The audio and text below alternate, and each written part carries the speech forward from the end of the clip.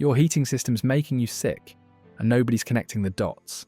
Not the doctors diagnosing you with chronic respiratory issues, not the allergist telling you it's seasonal, and definitely not the HVAC industry making billions off the system, pumping poison through your walls right now. Here's what they won't tell you. In 1880, a family in rural Vermont lived through winters that dropped to 20 degrees. Their heat source, a cast iron wood stove in the kitchen. One stove. For the entire house. They gathered around it in the mornings, cooked on it, dried clothes near it. The children did homework at the table beside it. That stove was the literal heart of the home, providing warmth, food, light, and a gathering place. And here's what's shocking. They were healthier than you. No chronic sinus infections. No mysterious respiratory illnesses. No sick building syndrome. No children with asthma rates that have tripled since 1980. Now look at your house. Central heating pumps air through ducts you've never seen inside of. It's quiet, convenient, automatic.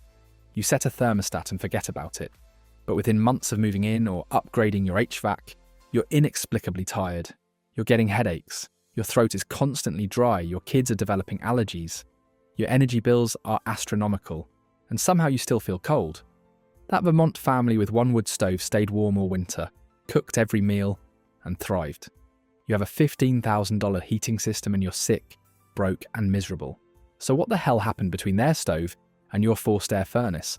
The answer isn't that old timers were tougher. The answer is that the wood stove created a fundamentally different environment, one that supported human health. Your modern heating system creates an environment optimized for corporate profit, not for the biology you evolved with. Hit subscribe right now, because what I'm about to expose, the hidden health crisis of modern heating, the chemicals in your air, and why returning to wood stove principles could save your respiratory health, is something the HVAC industry desperately needs buried. And once you understand it, you'll never feel the same about that thermostat again. Let's start with what that cast iron stove actually provided, because it was far more than just heat. The wood stove was radiant heat. It heated objects and people directly through infrared radiation, the same way the sun warms your skin. When you stood near a wood stove, you felt warmth penetrate your body. Your core temperature rose, your circulation improved. This is fundamentally different from convection heating, what your forced air furnace does. Convection heats air, then blows it around. You're not warming your body directly. You're heating air, hoping enough touches you to feel warm. Radiant heat is more efficient and comfortable. It doesn't create drafts. It doesn't dry out air by constantly circulating it. And critically, it doesn't stir up dust, allergens, and particulates the way forced air does. The wood stove also created natural humidity. When wood burns, it releases water vapor. That moisture kept indoor humidity between 30 to 50%, the ideal range for human respiratory health. Your modern forced air system does the opposite. It dries out air catastrophically. Winter indoor humidity in heated homes often drops below 20%, sometimes as low as 10%. That's drier than the Sahara Desert. Your mucous membranes, your body's first defense against bacteria and viruses, dry out and crack. You become more susceptible to infections. Your skin dries. Your sinuses hurt. You wake up with a sore throat. The wood stove also provided visible fire. Humans evolved around fire for hundreds of thousands of years. The flicker of flames has measurable psychological effects. It reduces stress, lowers blood pressure, and improves mood. Your modern heating hides in a basement. You never see it. You never interact with it. It's sterile, disconnected, invisible. No ritual, no engagement, no psychological benefit. Just a monthly bill and a thermostat you fight about. And critically, the wood stove required conscious management. You had to feed it, monitor it, understand how much wood you needed based on outside temperature. This created awareness of fuel consumption, heat management, and the relationship between your actions and your comfort. Modern heating is thoughtless.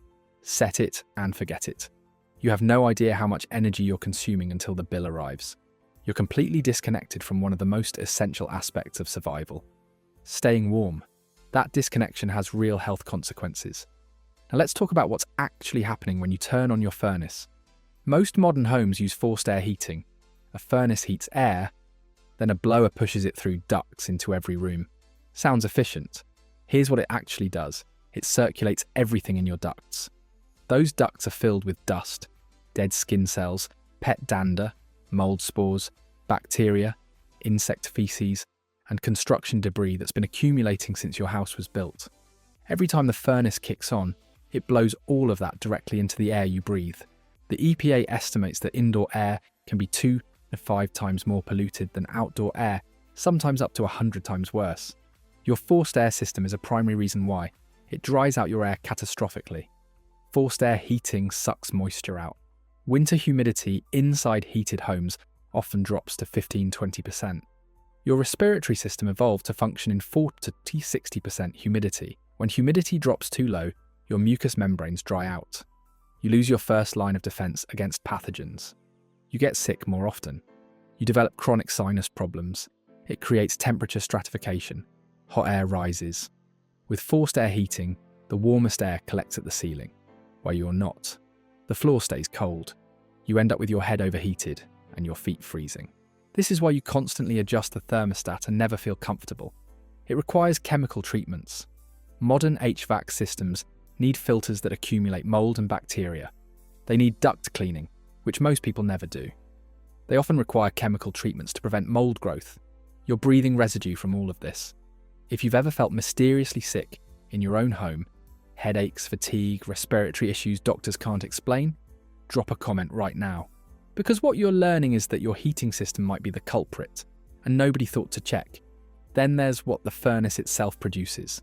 Natural gas furnaces produce combustion byproducts, carbon monoxide, nitrogen dioxide, formaldehyde. If your heat exchanger has even a small crack, and many do after 15-20 years, these gases leak into your home. Carbon monoxide causes headaches, dizziness, nausea, and at high levels death. Nitrogen dioxide irritates lungs and reduces resistance to respiratory infections. Formaldehyde is a known carcinogen that causes throat irritation and breathing difficulty. Modern furnaces have safety features, yes, but they fail. And low-level exposure over years creates chronic health problems that never get traced back to the source. The wood stove family in 1880 had none of this. No ducts filled with filth. No combustion gases leaking into living spaces. No air being violently circulated through filters and vents.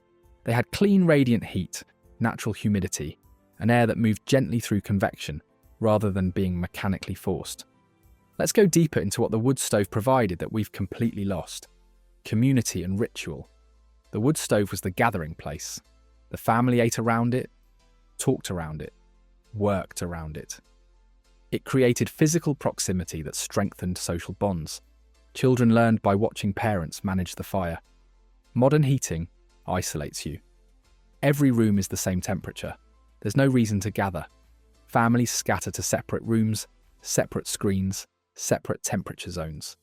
The psychological impact is measurable. Increased depression, decreased family cohesion, loss of practical skills, physical activity, and purpose. Maintaining a wood stove required work, splitting wood, stacking it, carrying it inside, tending the fire. This created daily physical movement that modern life has eliminated, and it provided purpose, necessary work that directly contributed to survival. You push a button on a thermostat. There's no physical engagement, no accomplishment, no tangible connection between effort and warmth, self-sufficiency. Families with wood stoves controlled their own heat. If you had access to wood, you could stay warm. You weren't dependent on utility companies, fuel deliveries, or grid infrastructure. Today, you're completely dependent. If the power goes out, you freeze. If gas prices spike, you pay or suffer. Your survival is outsourced to corporations and infrastructure you don't control. Air quality. This seems counterintuitive. Wood smoke is pollution, right? But the wood stove had a chimney. The smoke went outside. The heat radiated inward, but combustion byproducts went up and out. Your modern furnace keeps combustion byproducts inside, in your ducts, in your air handler, potentially leaking into your living space. The wood stove was actually cleaner inside the home.